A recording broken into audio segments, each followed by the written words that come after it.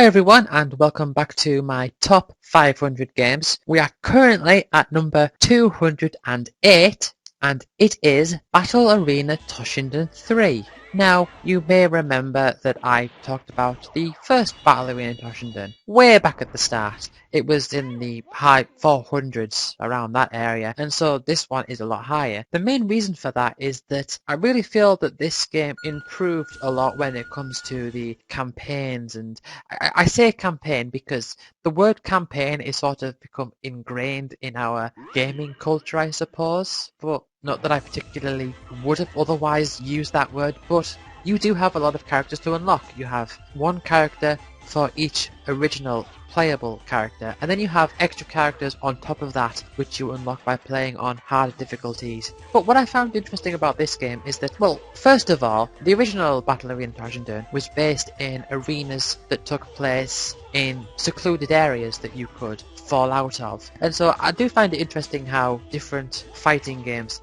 have these different areas set up. So like, you know, the original Battle Arena Toshinden and many others, you'll have like a particular arena and you can fall out of the arena and that would cause you to lose the match. You also have the Tekken style where it's just an infinite plane and there are no walls. But what's interesting about Battle Arena Toshinden 3 is that there are walls. You are always inside some sort of cage or some sort of building where there's like 4 sets of walls, which is usual for a 2D fighting game, but it's rather strange. I don't think I've really seen it in any other 3D fighting games. But what's also interesting is the way that you unlock characters and the way that you fight the characters. If you look at it this way, you could say that there are 2 categories of characters. You have what I would call the old characters, which are the characters that you start with, and the new characters, which are the characters that you unlock. And the differences between the two are very slight. Usually, if you have a character that you would unlock based on the completion of arcade mode with a particular character, there would be some differences, and there are still some differences, but there aren't that many.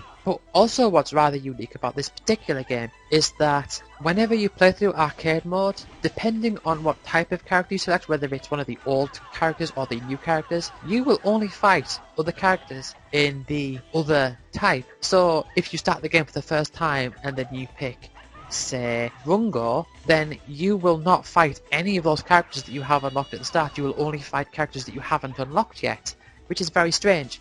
And you will fight them in a random order until you get to the character that you would unlock with the character you have selected. So for example with Rungo, you would unlock Adam, and then you fight Adam, and then I think after that you fight Vermilion, who is the character that you would unlock by playing through as Nagisa. But it's weird how they do that order in there. And then they have a few extra characters like Shaw and Abel. And so you complete it with Rungo, you unlock Adam. You complete it with Cayenne, you unlock 10 count. Complete it with EG, you get Leon. And yes, it still has EG's theme in it, and it still is amazing, although it's sort of like a remix, so it has different parts to it, but it's still really good music. Also, each character has this sort of special attack where, I forget what it is, I mean, it might be select or something, like you press select, and the amount that you have is indicated by this little blue orb, and that character will unleash this giant attack.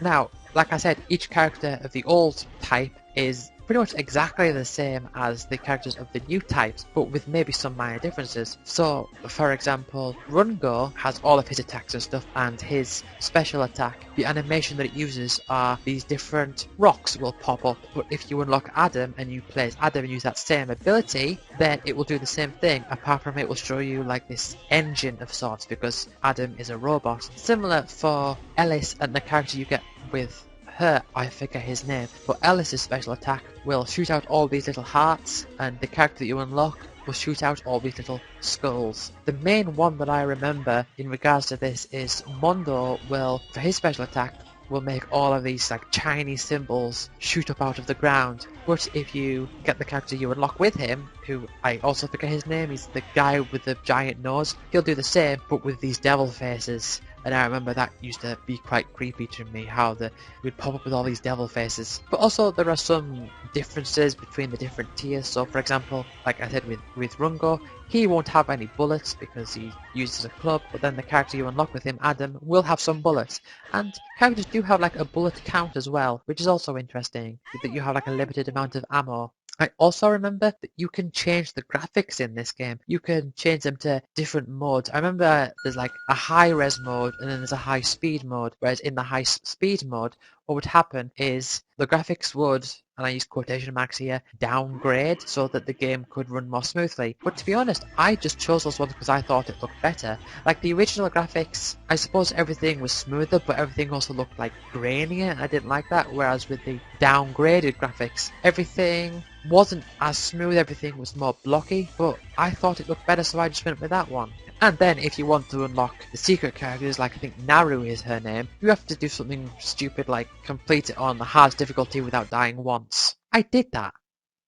Number 207 is Roll Cage. This is a racing game that was on the original PlayStation, and again, it's one of those games that my granddad got me. Just assume that for all PlayStation games, really. It was one that my granddad got me copied. Very few games I actually got legitimately, but whatever. Roll Cage is basically a racing game. I think I might have had a demo of this before, which is probably why I was after it. But yeah, it's a racing game, and you collect these different icons that give you different weapons, and you can travel across different planets, and each different planet will have its own race. But the main thing that stood out to me about this game, and I think the main thing about this game that made it rather epic that I've not really seen in other games, is that this game has reversible cars. Basically, the wheels on these cars are so big that if you flip upside down, it doesn't matter, you can just still keep on going. And there are races where you'll want to drive up onto the roof, like you want to curve onto the roof, because you do have the speed to be able to do that, and then you can use the speed boost on the roof, and then as you end the tunnel you will fall, and that's perfectly fine because your wheels are big enough. I also remember there was one race that you could unlock which was just like this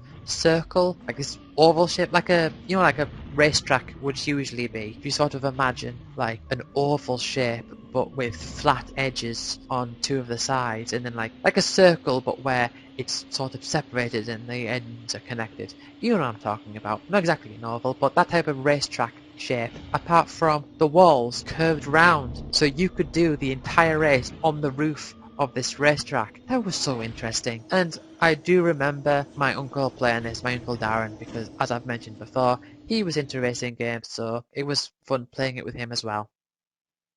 Number 206 is Rayman 2 The Great Escape. Now, I played the PlayStation version, and from what I've heard since then is that the PlayStation version actually cuts out content, which I had no idea about at the time, obviously. So I just played this version with the cut out content, with the voice acting. But it takes place after the first Rayman game, apart from this time it's 3D. I've actually got a bit of a funny story here, because my friend Matthew, he once designed a Rayman 2. He drew out an entire game for Rayman 2. Now, I used to do this when I was really young, with, you know, when I was like 5 or so, and I would draw ideas for like different levels for different games. But he designed an entire game for Rayman 2, but you made it like a 2D platformer. But that was just fantastic. But that's not what Rayman 2 is. Rayman 2 is a 3D platformer, and they changed all of the different settings. So now you've got Glowbox, now you have Lums, basically the stuff that we now know Rayman to have, that Rayman didn't have before, but that is what was on Rayman 2. And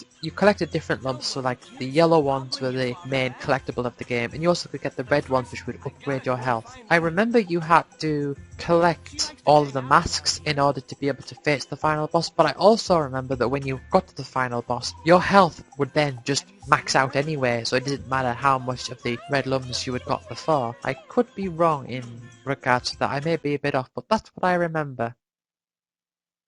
Number 205 is Child of Light. This is a very recent game, well, very depending on what standard you're going to use. It was released in the 2010s, and I played this game on PS3. I've also played it somewhat on PS4. This is a Ubisoft game, and the basic idea is that it's like an RPG. It's like a platformer game also, where you can encounter enemies and then fight against enemies, but you get this ability to fly really early, so you kind of have this air exploration element to it, and you still do have to like dodge obstacles and stuff as you fly around, but you also encounter enemies and go into a sort of turn-based battle screen thing. The way that that works is that you have your little fairy character, and you can use this fairy in order to slow down the enemy or heal your main character or your ally character that you have out, and it operates on this time bar thing. So there'll be this bar, and each of your characters will have a position on the bar, and as time passes they will travel up the bar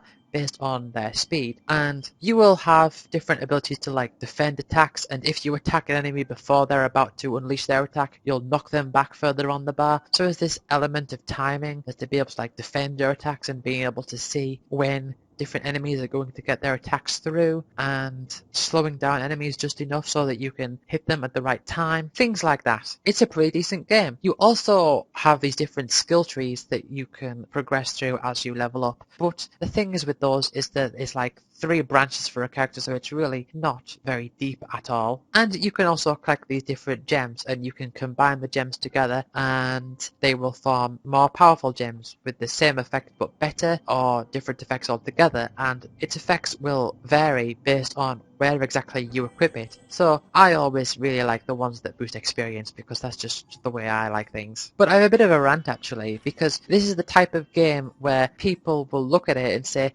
wow, this is like a classic JRPG, and then they'll praise it for that, but then they'll look at actual Japanese RPGs and say like, oh, it's so old-fashioned, which is stupid. Number 204 is Disney's Hercules. Now, this is like Disney's Tarzan. It's the same concept of a game. It's a 2D platformer, but you do have a variety of different levels, where you've got these levels where you'll be running from this sort of space harrier perspective, and you've got to run left and right in order to dodge the different obstacles and stuff. But really, there's not too much to say about this game, I don't think. I remember the Hydra boss, where you have to chop off its heads, and the heads will go into more parts. And graphically it was pretty interesting as well, and it generally had that cartoony feeling. I mean, it's a Disney cartoon, so obviously it's going to be cartoony, but I think it's one of those games everyone has fond memories of in some way or other. Everyone remembers picking up the little drink things and it going, Hercules! Yeah, this was a nice game. I'm going to just move on. Number 203 is Streets of Rage. Now, I've mentioned Streets of Rage 2 before because I had that game. Well, no, I didn't have that game. I eventually got that game on the PS3, but I originally played it at the childcare centre on the Mega Drive that they had there, which was a classic, and everyone loves Streets of Rage 2. But for me, Streets of Rage 1 was better. I liked it more, although saying that, I did actually own this game. I had it on the Mega Games Collection number 2, I think it was, where it came with Golden Axe and the Revenge of Shinobi, yeah. And this is a game where I can really get behind the soundtrack. I really like the soundtrack to this game. I like the level 1 theme, I really like the level 3 theme, they're my favourites, but I also just like the general tone and feeling of the game. I like the whole Dark City theme. It's something that I'm really into when it comes to games. I really like Dark Cities. I don't necessarily, strange that, I don't like it in games where I'm in a city and I have to navigate a city. I find that annoying, but if you've got like a city landscape, I really like that. But in this game, you have 3 characters. You have Adam, Axel and Blaze, and what's also interesting is that each character is defined more by their weakness rather than their strength, and that's a rather interesting take on things. For example, Adam is slow, Axel, his air attack is very weak, and Blaze just generally attack pattern wise isn't as reliable and doesn't do as much damage. But my favourite character was always Adam, because I never really cared for speed that much. That is until I realised the really good technique of approaching an enemy from underneath so that you could grab them and then attack them that way. My least favourite character was Axel, because I always use the jump attack and I hate his jump attack. All he does is, like, he releases his knee in the air. Like, he doesn't kick out with his foot, he just attacks with his knee. It's so weak and so short range. I never liked that. But I never liked using Axel, but I always really liked the difference between the 3 characters. I really like that. It's something that just stood out to me. And also, if you play this game 2 players, everything is doubled. I like how you don't benefit necessarily from playing multiplayer, rather it's just a different experience. So for example, any item that you would find is doubled. You find 2 of them instead of just the 1 of them, so that's good. However, saying that, if there's a boss that you would fight two of them anyway, you don't fight four of them, you still fight two of them, so it is actually easier to play two players in that regard, especially in the boat level where you fight those two women that look like Blaze but in black rather than red. Everyone hates that boss, I think. I know I did. But also, when you get to the final boss, he'll ask you a question, and depending on how you answer it, you will either get sent back to a previous level or you'll have to fight him, or in multiplayer you will have to fight each other. I don't remember exactly the details of what you're meant to say, I just remember that there is that variance there. I do remember that first time I got to him, I answered the question incorrectly and I got sent back to stage 5, I think it was. You also have different weapons you can pick up. There's the bottle that you can hit and it would smash, and you could also find a bat, as in a baseball bat, not a bat the animal, that would be strange, and the crowbar, which is the longest weapon of the lot. And also if you press the A button, you will unleash your super attack, which is where the police will drive up and they'll shoot a rocket and hit everything on the screen. It's like a panic button sort of thing, which is also limited based on your levels and each life as well. And the animation between player 1 doing it and player 2 doing it is different, in that when player 1 does it, it will form this ring of fire, and then when player 2 does it, it will just shoot down like this fire rain thing. But as far as old school beat 'em ups go, this is one that I feel I can get behind. Number 202 is Matt Hoffman's Pro BMX. Now, I'm talking about the PlayStation version. I believe there may have been an N64 version, is there? I'm not so sure. But yeah, the PlayStation version of Matt Hoffman's Pro BMX. This is kind of like the Tony Hawk series, apart from Tony Hawk's kind of developed into its own thing, and there were these other side projects such as like Matt Hoffman's Pro BMX, and there was like Kelly Slater surfing and Sean Palmer snowboarding, I think, and this was kind of one of those that didn't really take off, but I liked the first game. If you just imagine like an early Tony Hawk game, that's what this was. It was just another one of those, apart from on bikes. You still had the different arenas and you had to complete a list of separate goals so that you could progress through each character's career mode so that you could eventually complete the game and unlock their movie at the end. It is fundamentally different to skateboarding though. For example, you can't just land a bike either way.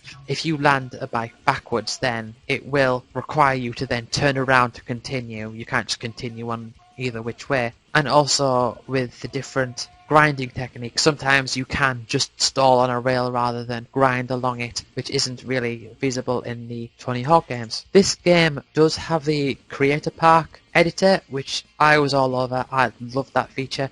I specifically remember I made one stage where it was like this square arena, but it kind of had this outer square, which is where you started, and you basically just went round in circles, or rather like this square shape, and in the middle of it, which was the majority, there was like this ball, like a half pipe, but where it like curves round, like this ball, and there was a specific way to get into that ball, but you had to do a series of tricky maneuvers in order to be able to gain the hack to get in. That's what I really liked about the level editors on these games, where I always made like little areas that were hard to get into, you had to figure out how to get into, but once you got in there, it was like you've got access to a half pipe. I really like that. Also, I have this game to thank for introducing me to Agent Orange. The song Everything Turns Grey is in this game, and since then I have listened to the album Living in Darkness by Agent Orange, where it has Everything Turns Grey on it, and I really like that album now, and thanks to this game I have that album that I like a lot.